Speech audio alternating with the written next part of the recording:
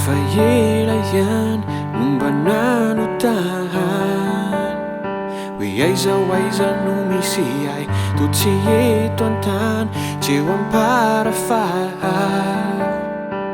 nefa tomba velona ihany fa vezana ao rera-tsainy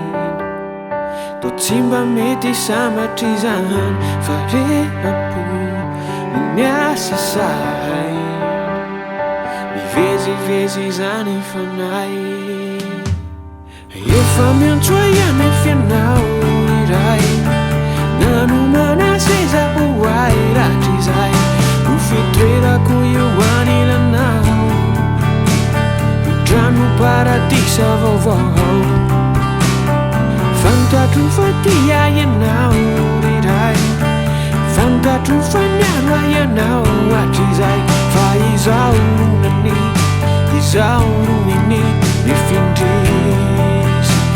dia mialo ny lalaky anao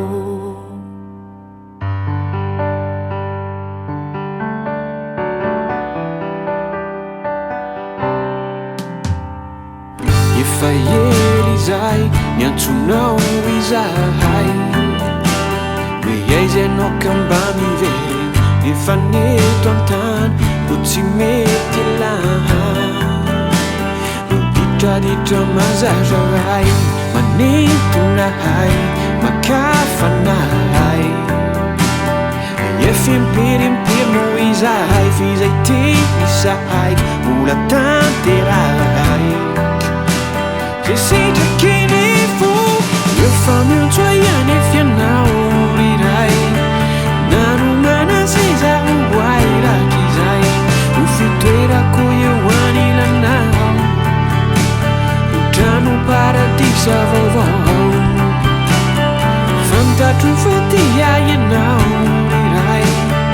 fantatro fa niano ianao hatry izay fa izao ronany izao roniny mifindrisy dia mialo ny lalaky anao efa miadiny izay potraka ny aiko nefa mbola manao ny atao efa te hialao fa mbola voageza tsy fantatro akory ny hoe aiza manana anao